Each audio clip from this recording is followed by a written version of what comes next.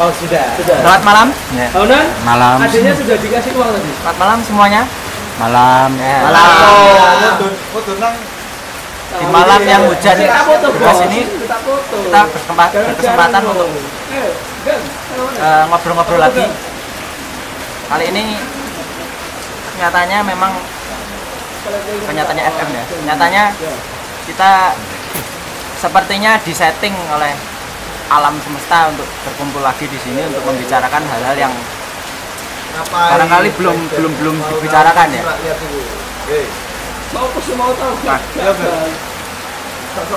terkait dengan video-video yang sudah kita bicarakan, kita berharap video-video yang sudah kita bicarakan ini jangan sampai menjadi ujung dari perjumpaan maupun tema-tema yang akan mengisi setiap waktu luang yang sebenarnya sangat potensial untuk diisi oleh muatan-muatan intelektual, wacana-wacana. Nah, terkait dengan hari ini ya, ini hari apa nih? Malam Jumat ya, Jumat. Nggak tahu ini Kliwon atau apa pasangannya. Saya harap nanti teman-teman bisa menyumbangkan banyak.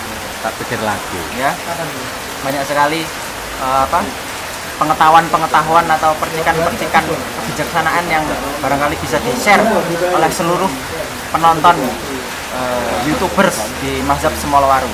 Nah, langsung saja kita akan membicarakan kira-kira tema apa ini.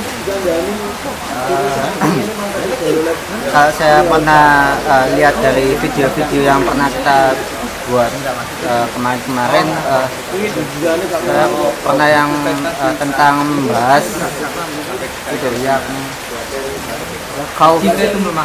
yang antara takut dengan harap. Ya. Jadi kan kita kan sudah membahas tentang rasa takut kemarin.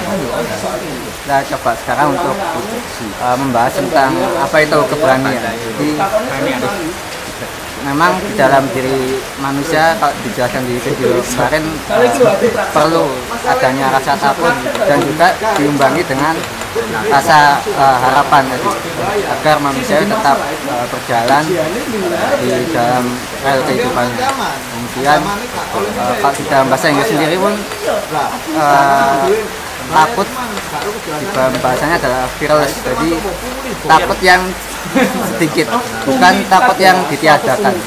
Kalau kita tahu di psikologi ada penyakit skizofrenia, salah satu jenisnya adalah kehilangan rasa takut sendiri, tersebut adalah salah satu dari tipe skizofrenia. Jadi salah satu gejala kegilaan juga. Jadi ternyata rasa takut itu juga penting dalam kehidupan kita. Nah, kalau saya mencoba untuk mendefinisikan apa itu keberanian, menurut saya adalah keberanian itu bukan berarti kita berani yang tanpa perencanaan, tanpa perkiraan, tapi menurut saya keberanian itu adalah sesuatu yang dilakukan dengan kesadaran tentang sebab akibatnya juga. Jadi di dalam manajemen resiko sendiri kan kita dalam mengambil sebuah keputusan, kita ambil resiko yang paling sedikit. Jadi bukan yang kita cari adalah tadi, bukan tidak ada rasa takut, tidak ada resiko, tapi kita ambil yang paling sedikit. Itu menurut saya tentang keberanian. Mungkin ada kawan-kawan yang bisa menanggapi tentang apa itu keberanian. Husni. Logo. Tentang keberanian, patriotisme dan fearless. Laki. Ngomong ngopo iki? Tentang Keberanian yang kamu rasakan dalam hidupmu dalam situasi apa?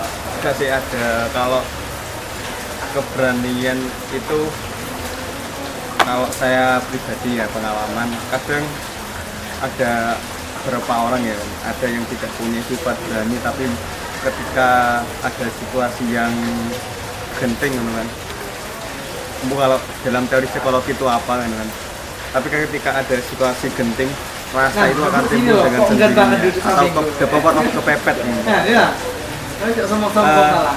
Ini terjadi ketika pengalaman pribadi ya ketika pernah menghadapi beberapa orang kan yang kontra terus walaupun ajang-ajangnya kayaknya mau mukul kan, tapi tujuannya seperti Mas Bang bilang kan, kalau harus ada perencanaan, direncanakan terus ini tapi akhirnya keberanian itu muncul dengan sendirinya. Mungkin langsung ke Mas Asep aja. Ya. Mas Pakar dulu ya, Mas Pakar.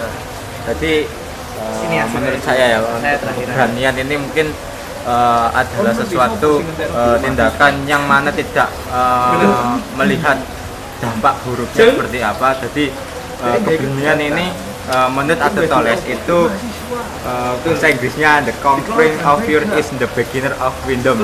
Kemampuan menaklukkan rasa takut dan rasa tidak percaya diri kepada dirinya sendiri. Nah, ada sebuah pertanyaan tentang apa itu keberanian. Menurut Marilyn King itu keberanian ada 3 dasar yang membentuk faktor tersebut. Yang pertama adalah visi atau mission. Terus yang kedua adalah kenyataan dan tindakan nyata dan semangat. Jadi 3 faktor ini menurut Marilyn King ini adalah pondasi yang dasarnya membentuk kita membentuk keberanian kita dalam pola laku di kehidupan kita. Nah, kalau diantara salah satu pondasi 3 dasar ini tidak jalan atau salah satu tidak berfungsi, ini juga akan berdampak pada tingkat keberanian kita dalam mengantisipasi dampak buruknya. Misalkan tadi kan sudah disebutkan ada tindakan nyata, ada misi, mission, dan semangat. Pilih salah satu. Jika tidak punya semangat, apakah kita kita punya keberanian? Realitas saja ya. Misalkan masuk ke perguruan tinggi ya, daftar di UB. Meskipun kita di SMA tidak punya progresivitas yang tinggi, misalkan matematika dapat 5 misalnya, terus IPS dapat sekian. Tapi kalau kita berani mendaftar di universitas yang termuka, kalau kita punya semangat dan tekad, keberanian itu mesti ada. Meskipun nanti kedepannya kita lulus atau tidaknya, yang penting kita berani. Meskipun itu hal yang tidak akan sulit akan terjadi, tapi kita akan memastikan itu akan terjadi, keyakinan istilahnya. Itu contohnya untuk semangat. Terus tindakan nyata, kita sudah punya yang namanya rencana, sudah punya gambaran, tinggal kita bagaimana mengimplementasikannya, bagaimana kita bertindak sesuai dengan rencana kita. Kalau kita punya rencana tapi tidak punya tindakan, ya sama saja kita tidak berani. Sama dengan orang yang berkoar-koar, sama saja dengan orang cuma ngomong tok tapi ora ono lakune, gak ono tindak lanjutnya, seperti itulah. Terus tentang misi, karena setiap orang juga dalam hidup, orang bayi pun setelah lahir dia juga punya misi. Makanya tidak ada orang bayi itu tangannya dada-dada selalu menggenggam tangan, karena secara hakikatnya manusia itu diciptakan adalah untuk misi.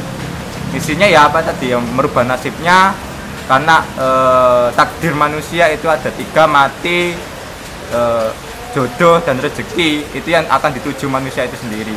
Jadi hidup tanpa misi ya sama saja hidup tanpa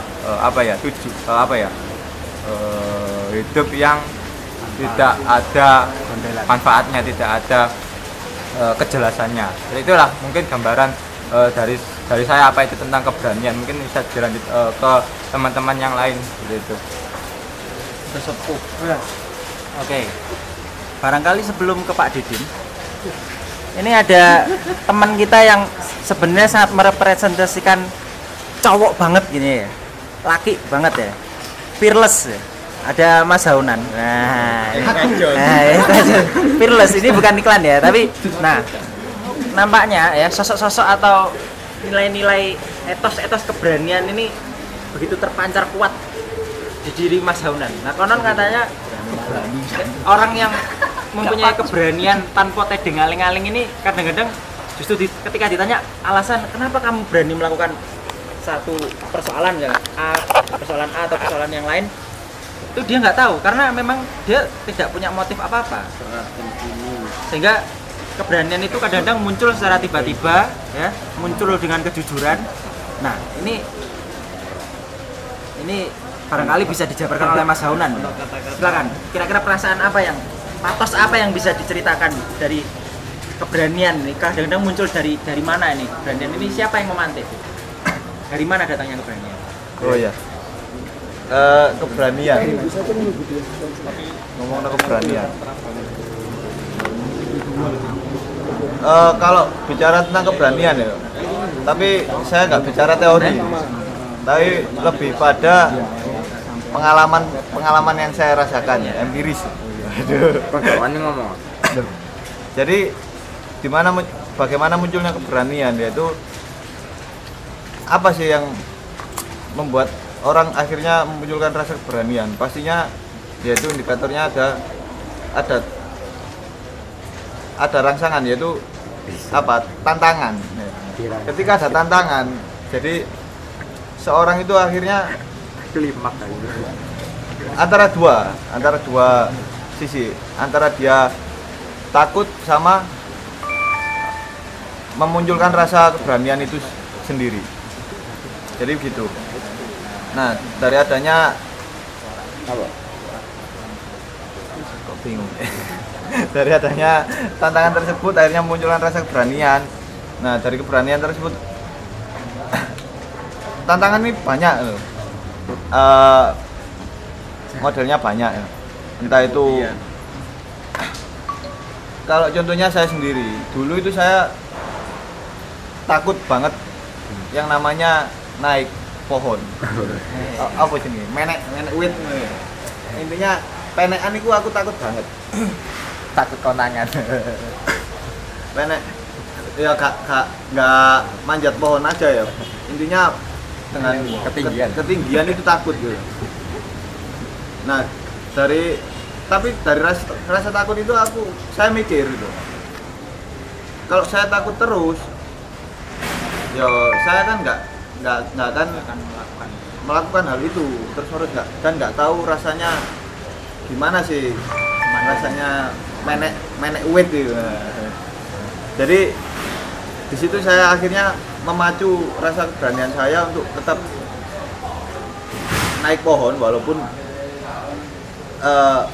rasanya itu takut banget gitu. Benar-benar melawan dan gimana caranya saya melawan itu tadi. Kalau misal saya moro-moro menek ono wit tak penek kan akhirnya dianggap kayak wong gendeng kan, dianggap kayak ketek, wah kerasukan ketek dari siluman ketek ya. Akhirnya gimana caranya saya ikut itu Pak, kerja di itu persewaan alat-alat pesta itu terop. Oh, nah, aja terop Pak. Iku organizer event. Cerot dok, event organizer. Iya. Nah, dari situ akhirnya saya ada keterpaksaan untuk penekan ya, masang tenda itu tadi. Akhirnya saya terpaksa untuk untuk manjat, untuk masang tenda, walaupun awal itu benar-benar walaupun cuma nali tenda itu aja, itu badan tuh basah kuyup, keringat, gemetaran. Iya, gemetaran. Dan itu lamanya bukan main. Yang lain udah selesai, aku belum. Sampai bosnya marah-marah. Nah, cuma akhirnya kebiasaan saya naik terus, saya coba naik walaupun sering baju saya ini basah terus ini. Gara-gara keringetan. Karena keterbiasaan ini tadi akhirnya saya bisa mengatasi ketakutan saya. Akhirnya saya berani untuk penekan. Jadi gitu. Cara saya mengatasinya dengan cara ya melawan. Dengan cara melawan. Akhirnya saya berani. Gitu. Terima kasih. Kembali lagi ke Pak Lukman. Oke, sebelum ke Bagus ya. Jadi memang sejarah itu selalu diguratkan oleh manusia-manusia yang memiliki jiwa pemberani. Kita tahu perjuangan bangsa kita itu juga dilakukan oleh para pejuang-pejuang yang tidak diragukan lagi keberaniannya. Sehingga kalau ingin menciptakan sejarah, maka timbulkanlah dulu keberanian di dirimu, seperti itu kan. Nah, konon katanya, kenapa keberanian ini disematkan di dada? Plato ini sudah menjelaskan sebenarnya. Jadi ada 3 tahapan. Memang manusia itu bisa dibagi level apa etosnya itu bisa dibagi dalam tiga kriteria. Yang pertama itu epitomia atau manusia yang masih di level perut ke bawah. Ini saya sudah pernah dikatakan dulu, pernah cerita juga. Jadi epitomia itu jadi manusia hanya ngurusi masalah makan, minum, seks. Jadi hal-hal yang berorientasi pada kepuasan-kepuasan yang ada di level perut sampai ke bawah ini. Ya, makan, minum, seks, logistik atau apa. Hal-hal yang berbau kenikmatan yang masih di level perut ke bawah ini ya. Nah, kalau naik ke atas ini ada yang disebut sebagai tumos. Tumos ini adalah keberanian, kebanggaan ya, patriotisme ya, heroik ya. Sehingga kalau orang itu sudah berada di level tumos, maka tidak ada lagi keraguan, tidak ada lagi apa itu kecemasan seperti yang disebut bagus, tidak ada lagi rojak ya Pak ya. Sehingga manusia yang berada di level tumos ini bisa dikategorisasikan sebagai manusia yang sudah setidaknya bisa membaca tujuan atau kebaikan yang harus dikejar. Jadi manusia ini kan mampu memunculkan keberanian kalau memiliki apa itu tujuan, artinya memperjuangkan sesuatu, memperjuangkan orang yang terkasih, memperjuangkan keluarga, memperjuangkan masyarakat, bangsa dan tanah airnya. Nah, biasanya para pejuang ini berada di level tumos, makanya disimbolkan simbol dada, keberanian yang ada di dada. Nah, naik ke atas ini adalah kriteria atau orang yang berada di level logistikon. Jadi orang-orang yang bisa memanfaatkan logikanya secara optimal sehingga bisa menangkap percikan-percikan kebijaksanaan atau kebaikan yang lebih tinggi, aidos. Mail banget. Nah, orang yang sangat bijak gitu ya, orang-orang yang berbaju putih atau berjenggot putih, berambut putih dan celananya cingkrang. Berada di atas gunung ya, bijaksana ya, memberikan firman-firmannya kepada orang-orang yang berada di dataran rendah di kaki gunung dan pesisir. Ini disimbolkan sebagai orang-orang yang bijak gitu ya, orang-orang yang berada di gunung. Makanya disimbolkan di level logistikon atau kepala. Orang-orang yang bisa mengaktualisasikan kebijaksanaan. Nah, kembali kepada keberanian, tentunya ini adalah satu tahapan yang cukup apresiatif gitu. Artinya tahapan yang setidaknya sudah bisa menafikan level-level yang berada di bawahnya. Artinya sudah bisa tidak mengindahkan lagi perut, tidak mengindahkan lagi kenikmatan duniawi yang ecek-ecek itu tadi. Dia sudah berada di level kebanggaan. Konon katanya orang Surabaya ini kan sangat merepresentasikan keberanian ya, keberanian bangsa Indonesia. Kita tahu 10 November pahlawan kita, Allahu Akbar, best. Langsung punya keberanian ya, mereka punya tumos itu, punya keberanian. Nah, kira-kira kalau dalam diskusi sebelumnya, barangkali Mas Bagus punya untayan-untayan yang bisa di sharing. Kira-kira apa keberanian ini kalau dikaitkan dengan pemahaman filsafat bagaimana? Justru itu yang mau saya tanya ke Pak Lukman. Oh, Pak Lukman kan sebagai ahli filsafat, S1, S2 filsafat. Yang tadi kan tentang dari tokoh Plato ya. Sebelum ditanya sudah saya jawab berarti. Oh iya. Tapi kan itu kan Plato ya tadi. Oh iya. Kalau yang Platon gimana? Kan Platon itu Plato. Oh, Plato. Yang Lakes itu, buku yang tentang Lakes itu. Hah?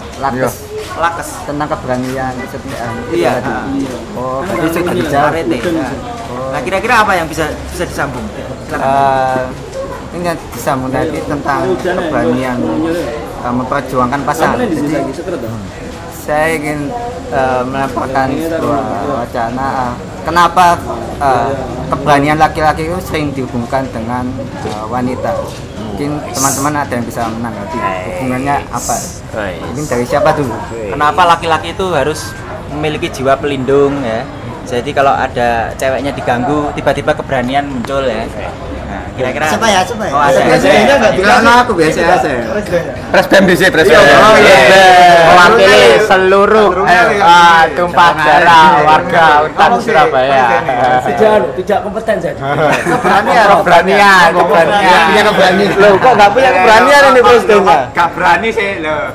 Ya, kalau menurut saya simpel ya. Keberanian itu lebih ke ranah ada motivasi yang ingin dicapai dan juga nantinya motivasi itu bisa menghasilkan impian dia untuk mewujudkannya. Contoh seperti saya akhirnya mau ke BMU, itu kan ada hal yang ingin saya capai. Itu intinya. Kalau untuk wanita kelihatannya Mas Bagus, Mas Asep dan Mas Husni lebih paham. Terima kasih. Asep. Assalamualaikum. Asep. Kok aku kabeh Konsen ngilan aku saya kan gak wani Kan ngono kamu Gus. gak jomblo dewe. Ayo. ya untuk pembenaran publik ya. Jadi yang diucapkan Husni itu memang salah karena saya ini masih jomblo ya saat ini. Jadi kenapa setiap kali keberanian seorang wanita seorang pria itu selalu dihubung-hubungkan dengan perempuan. Ya memang kodratnya seorang laki-laki ya melindungi segenap tumpah darah, jiwa dan raga pasangannya, baik di dunia maupun di akhirat. Karena kodrat seorang laki-laki adalah sebagai imam di belakang di depan seorang wanita itu. Dan memang realitanya seperti itu karena kenyataannya ya ambil salah satu contoh ya, misalkan Mas Bagus ini ya, kenapa masih jomblo, terus kenapa masih single dan tidak berani dengan perempuan, karena memang Mas Bagus belum punya visi dan misi untuk menggait seorang wanita. Jadi rasa patriotisme, rasa perjuangan untuk melindungi wanita itu masih belum ada karena motivasi itu belum lahir. Ya kembali tadi tiga pilar oleh Martin King itu tadi, tidak ada visi yang jelas sehingga dalam membangunkan rasa keberanian itu tidak akan bisa tercapai. Nah, terus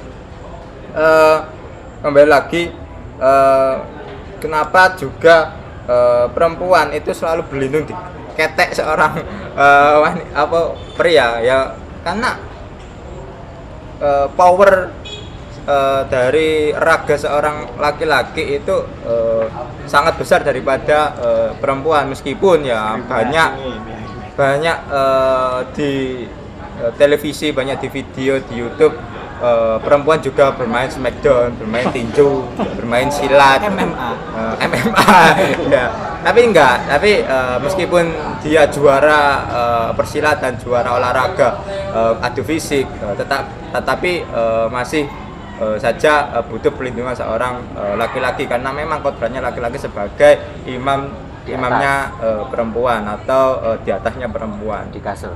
Bukan di kasur Pak, itu beda ranah maneh. Terus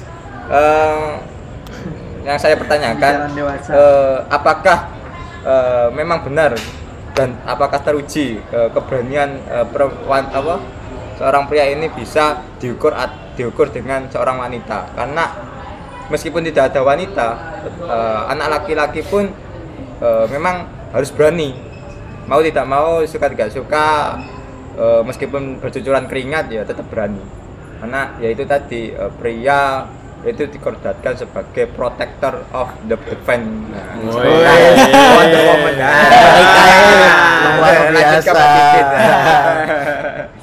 Kok sawangane wanita kayak piala ngono sih. Saya aku tak takon Mas Pardo. Apa Mas? Tanggapannya ambil omongannya Asep. Tak pikir saya tidak berkomentar.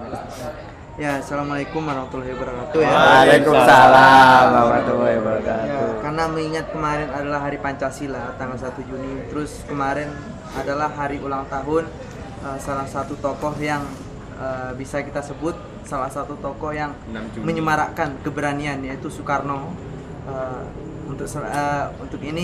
Untuk persembahan terhadap ulang tahun Soekarno, saya mempersembahkan pekikan dari dalam diri saya dan teman-teman saya yang hadir pada malam ini.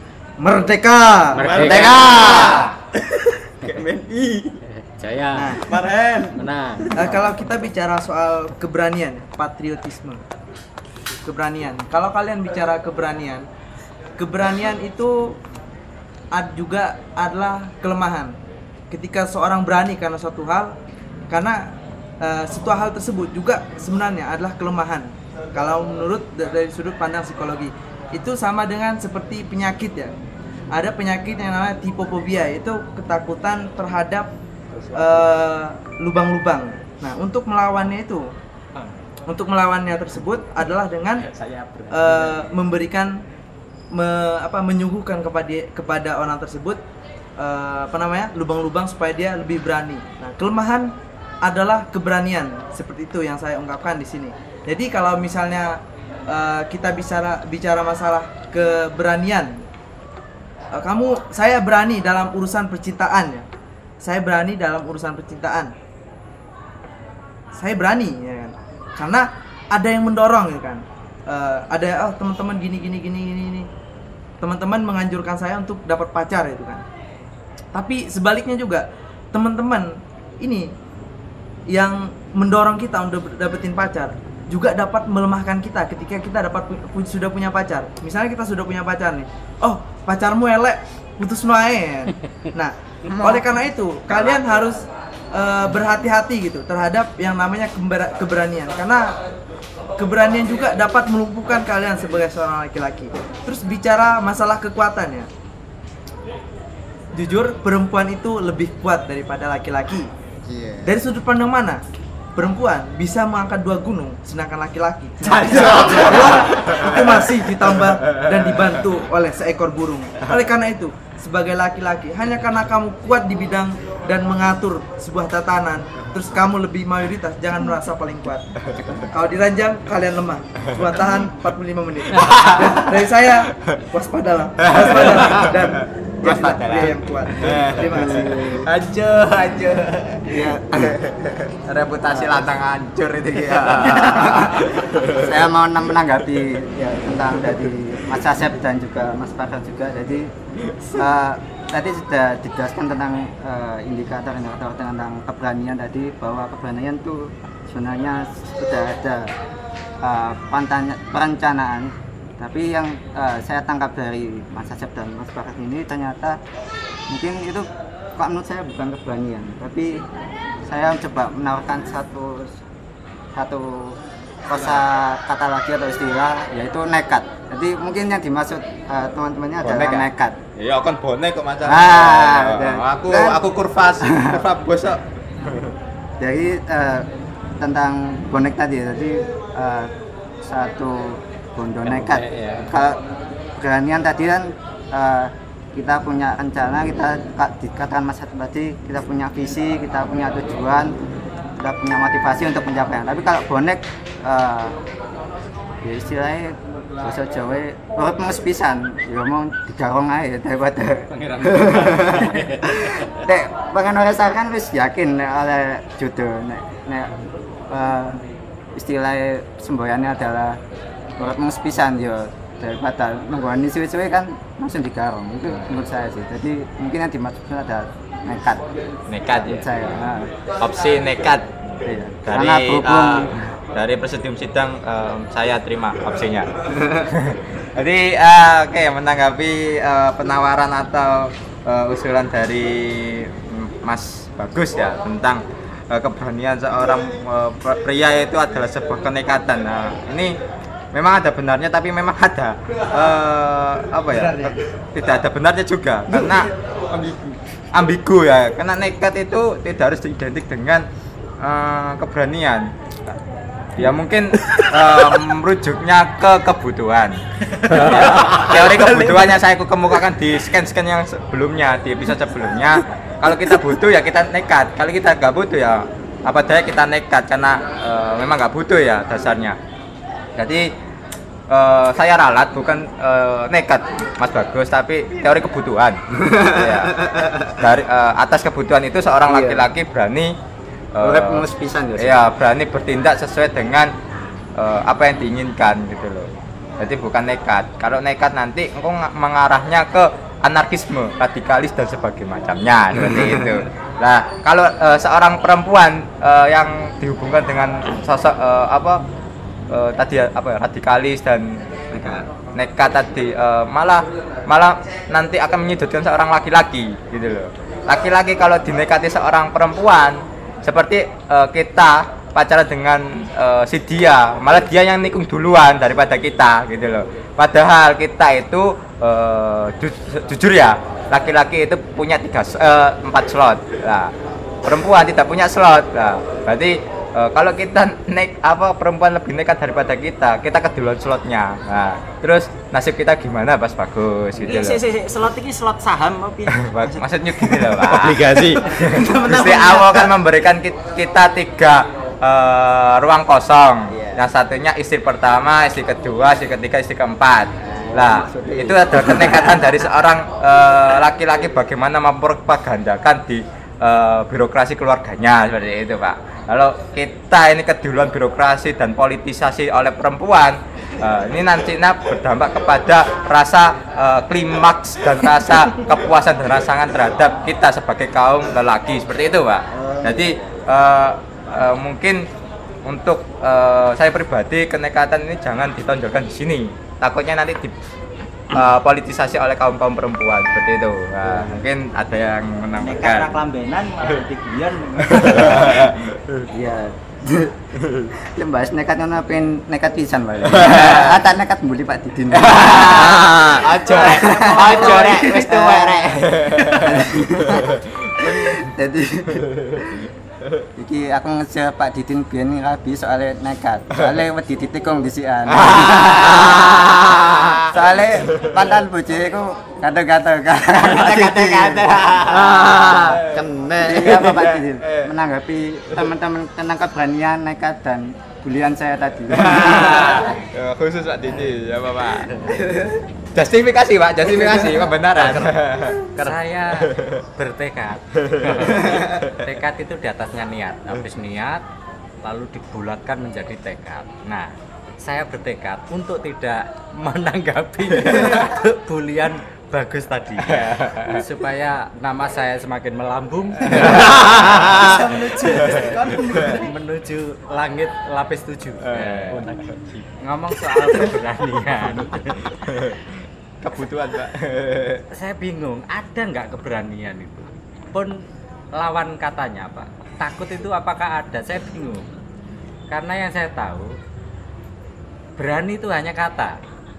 Berani itu hanya kata untuk menyebut ketika seseorang melaksanakan motif-motif, kata Sandi tadi, motif-motif atau cita-cita yang akan dituju. Nah, lalu orang mengistilahkan itu sebagai berani karena melaksanakan apa yang ingin dituju, motif yang mendorong dia untuk melaksanakan cita-cita itu. Cita-cita apa? Nah, sebaliknya penyanyi dangdut. Sebaliknya kata takut itu juga ya hanya kata, karena di dalam hakikatnya takut itu tidak ada. Yang ada adalah ketika seseorang memancang ekspektasi terlalu tinggi, lalu kemudian ada perasaan bagaimana seandainya ekspektasinya ini tidak terpenuhi, lalu itu distilahkan sebagai rasa takut. Jadi gampang saja kalau Anda ingin berani, sirnakan ekspektasi. Anda punya motif, punya tujuan, laksanakan, lalu ekspektasi, harapannya hilangkan, nolkan. Maka saya jamin Anda akan menjadi seorang pemberani. Pun demikian, sebaliknya, bila Anda ingin merasa takut, maka pupuklah sebanyak mungkin ekspektasi itu. Harapan-harapan tentang keberhasilan itu dipupuk saja. Nanti rasa takut akan muncul dengan sendirinya. Nah, karena tadi Parker sudah menoleh ke ranah psikologi, saya kok tiba-tiba teringat salah satu tokoh yang namanya Sigmund Freud, yang terkenal dengan id, ego, dan super ego itu. bahwa supaya orang itu berani, maka super egonya harus diminimalisir supaya orang ini menjadi berani. Kalau orang ini terlalu kebablasan berani, maka super egonya harus dinaikkan. Nah, sekarang contoh kasus. Mengapa Bagus ini Kalau dibully tidak kunjung punya pacar? Letaknya bukan persoalan Bagus ini kurang ganteng, kurang tampan atau kurang pinter, tidak. Bagus itu kelewat tampan menurut ukuran standar masyarakat. SOP ya. Bagus kelewat pintar menurut ukuran ijazah S1. Tetapi kenapa tidak kunjung memperoleh pasangan atau pacar? Ya karena Bagus itu mengidap sebuah penyakit yang namanya takut. Kenapa takut? Karena keberaniannya tidak ada. Mengapa keberaniannya tidak ada? Karena super egonya terlalu tinggi. Harusnya solusinya adalah super egonya itu digerus habis supaya muncul keberaniannya itu. Nah, dari situ maka sebenarnya permainan takut, permainan berani ini hanyalah persoalan manajemen diri.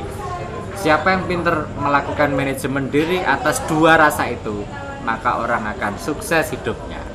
Nah, persoalannya adalah tidak sembarang orang mengerti rumusnya, bagaimana cara mengelola atau memanajemeni dua rasa tersebut.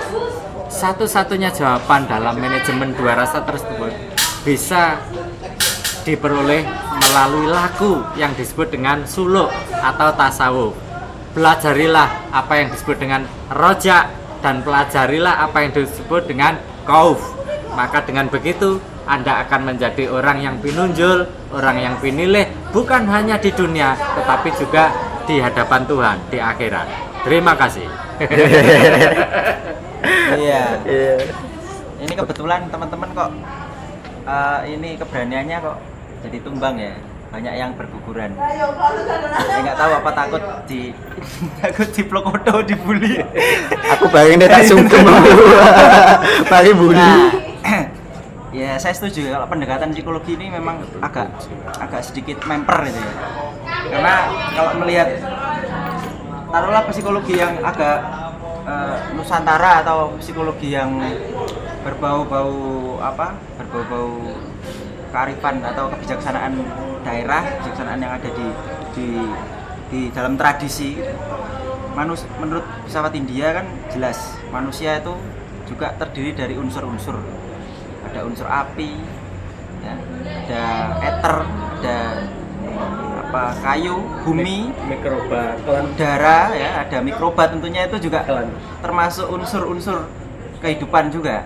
Nah, keberanian saya pikir ini identik dengan unsur api. Makanya disebut keberanian itu kadang-kadang bisa membakarmu ya, karena ketika keberanian ini tidak terkontrol, justru ini akan menjadi malapetaka bagi dirinya sendiri kalau tidak bisa mengelola dengan baik gitu.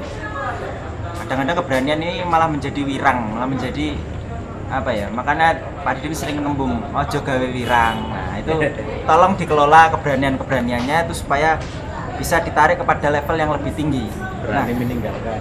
Nah, supaya bisa seimbang sehingga ini bersinergi dengan unsur-unsur yang lain ya, unsur bumi ya, terus kemudian ada unsur tanah, unsur cahaya, eter dan lain sebagainya.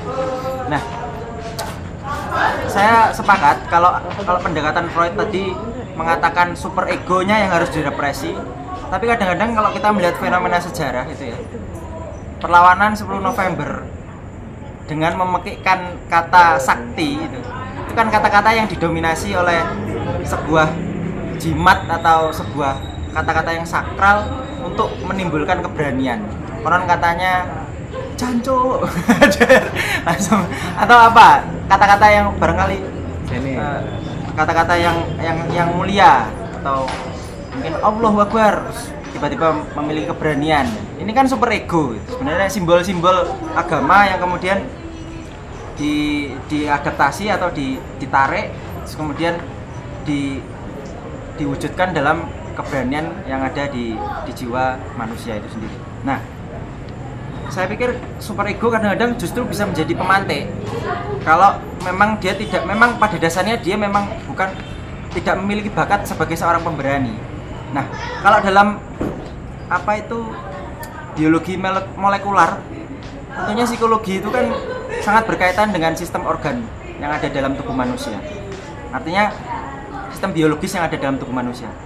Kalau kita melihat keberanian itu menurut Pak Didin, saya rangkum sebagai kata ya.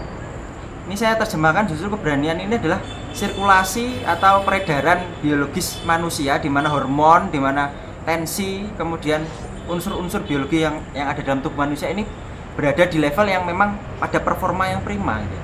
Orang bisa dikatakan orang yang sehat.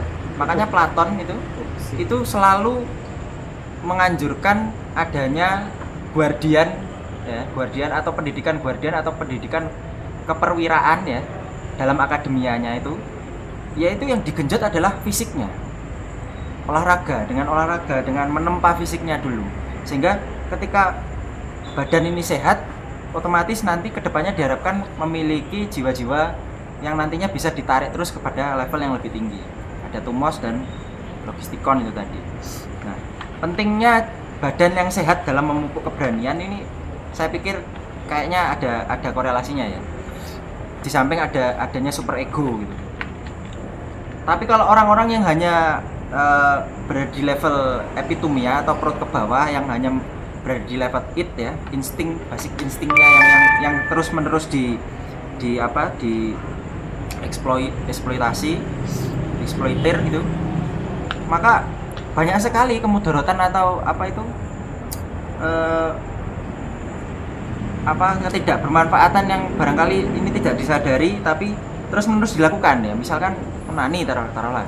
Konon katanya ya, ini mohon maaf ini, kalau katanya agak tabu, tapi kalau dalam dunia medis ini kan menurut dokter Boyke taruhlah, konon katanya kalau orang membuang-buang itu energi sucinya itu otomatis kan ini badan kita kan harus menghasilkan atau memproduksi kembali setidaknya selama 3 hari. Ini kalau dalam pendidikan dalam Kaksanah orang-orang Ponorogo, budaya orang Ponorogo ini kan harus menjaga elan vitalnya itu yang disebut sebagai air kehidupan. Ma'ul hayat itu. Air kehidupannya itu kalau terus-menerus diumbar, ditelecekkan begitu saja ya. Ya tentu saja kita tekor gitu ya. Tekor sehingga tubuh kita ngecas lagi. Harus bersusah payah untuk memproduksi kembali sehingga performa yang harus dibayar ini juga adalah performa atau harga yang cukup tinggi gitu. Nah, salah satu yang dikorbankan mungkin sistem organisasi biologi kita yang kurang baik. Akhirnya yang dikorbankan adalah keberanian. Ya, konon katanya kan orang-orang yang lemah yang itu memang performa biologisnya kurang baik. Itu kalau dalam Kasana bisa dibilang Kasana filsafat yang agak perennial. Jadi kalau dalam filsafat India, jadi dia kan melihat antara mikrokosmos ini kan sebenarnya sangat selaras dengan hal-hal yang berbau keseharian gitu. Sehingga kalau mau melihat fenomena sosial ya lihatlah kondisi yang benar-benar terjadi dalam diri manusia, termasuk kesehatannya itu yang ada dalam dirinya.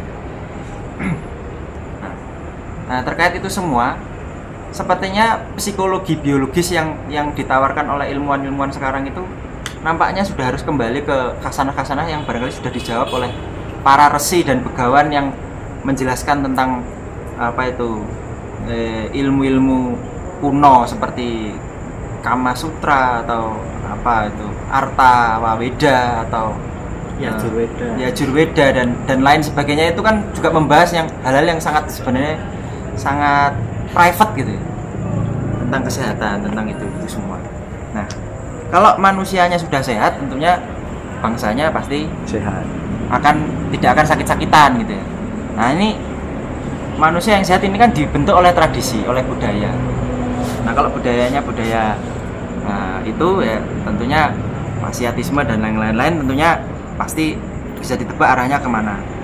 Nah, kalau dihubungkan dengan itu, saya rasa pembahasan keberanian ini menjadi begitu sangat luas sehingga kita mulai dari mana nanti berakhirnya di mana juga tidak akan ketemu, sehingga perlu adanya pengkhususan. Nah, saya setuju kalau pendekatannya adalah psikologi gitu.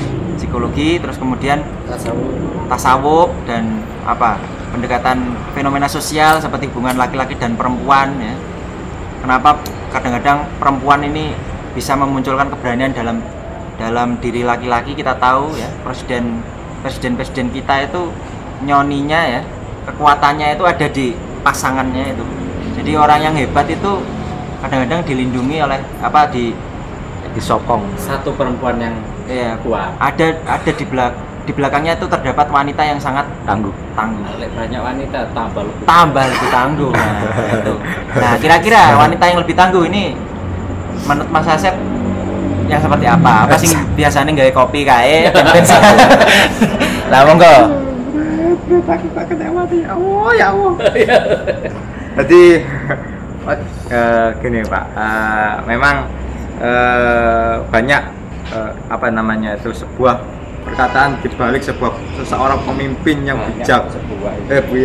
Sebuah lah ya buah apa ya. Jadi sekian banyak pemimpin yang mempunyai kebijaksanaan, punya istilahnya leadership yang prima, itu mesti dikaitkan dengan di belakangnya ada sosok perempuan yang tangguh, yang setiap waktu, setiap detik menitnya selalu memberikan motivasi kepada pria itu. Dan gandoli terus ya? Enggak Pak, gandoli Pak, wewe gombel Pak jenenge Pak. Jadi memang seperti itu. Karena setangguh-tangguhnya pria itu juga butuh sesosok istilahnya makhluk biologis yang bisa memberikan rangsangan, yang memberikan sebuah kehangatan, di mana hal-hal seperti itu sebagai stimulus lah. Ya Pak, komparatif ya, stimulus bagi seorang pria itu. Jadi memang stimulus ini yang bisa memercikkan api kecil keberanian dari seorang pria yang punya mentalitas dan keberanian. Namun bagi saya, meskipun saya juga butuh seorang perempuan untuk memberikan kehangatan, tapi untuk saat ini saya masih tangguh, masih tangguh menghadapi masih tangguh menghadapi cobaan. Nah, untuk wis mari Pak ya, iki aja dodo Pak, terus iklannya dodo. Apa closing statement tak? Closing ngene aku. Ya wis closing statement. Para pamirsa sedaya ingkang kawula mulyakaken. Nggih. Menika kala wau rembak lan wicara saking kanca-kanca mugi saged ndadosaken renaning penggalih kita sedaya. Bicara soal keberanian, tambah meneh. Lah kok jare yang realitas sosial sesuai lokalistik Surabaya belum dibahas tadi. Oh gitu ya Pak. Mengapa arek Surabaya 10 November itu kelewat berani dinilai oleh masyarakat Indonesia bahkan dunia? Karena ada stimulus ya. Stimulus Pak. Padahal gak kabeh stimulus. Dari pidato Bung Tomo yang menggelegar waktu itu. Lalu yang kedua, orang-orang kepepet, orang-orang teraniaya, orang-orang dhaif yang lemah dan tidak punya apapun lagi yang dipertaruhkan. Itu kecenderungannya adalah orang-orang yang secara mental itu nothing tulus, sehingga apapun dia akan berani. Kenapa? Karena sudah tidak ada harapan lain. Maka sekali lagi, hilangkan harapan, maka Anda akan menjadi orang yang berani. Nah, bedanya berani dengan nekat. Nah, arek-arek Surabaya saat itu sebenarnya bukan nekat. Wong mereka jelas kok. Mereka jelas orang yang kepepet, orang yang dianiaya, bukan nekat, tetapi memang tidak ada pilihan lain. Maka slogan yang terkenal adalah rawe-rawe rantas malang-malang putung, amuk-amuk Suramroto, Jayamroto. Meskipun digenjot dengan mitraliur, dibombardir dan seterusnya, maka arek-arek Surabaya hanya selembar nyawanya itu pun dipertaruhkan. Bukan pertaruhan seperti orang berjudi, tidak, tetapi pertaruhan dua pilihan saja, merdeka atau mati, itu saja pilihannya. Inilah yang memicu sehingga mengapa heroisme, keberanian itu muncul di 10 November. Nah, saya pikir nilai-nilai 10 November saat itu berhasil terwariskan sampai hari ini. Cuman kadangkala salah tempat, salah waktu. Ndelok sepak bola. Aduh. Ora ono urusan dengan spirit 10 November. Lek sampean gepuk mobil wong itu pidana. Sampean melempar kacanya toko-toko itu pidana. Ndak ada urusan dengan keberanian. Karena yang disebut berani adalah yang sesuai dengan nilai-nilai 10 November. Sampean dikira kepepet, kok ngantemi wong. Itu bukan berani namanya. Ini yang disebut dengan nekat, konyol dan bodoh. Kenapa? Karena Anda tidak tahu. Bodohnya karena tidak tahu bahwa ini pidana. Bahwa masyarakat juga butuh ketenangan. Masyarakat yang bukan orang luar, juga orang Surabaya. Itu juga butuh ketentraman, butuh hidup yang enak. Tolong jangan diseret-seret mereka untuk mengikuti kenekatan amarah itu. Saya pikir itu terpenting buat kita semua teman-teman arek-arek Surabaya ini agar tidak Lamongan, Pak, Lamongan dhewe. Wis sampean tok Lamongan, aku Surabaya. Wallahu a'lam bisawab. Wassalamualaikum warahmatullahi wabarakatuh. Waalaikumsalam warahmatullahi wabarakatuh. Waalaikumsalam warahmatullahi wabarakatuh. Allahumma shalli ala Muhammad. Allahumma shalli ala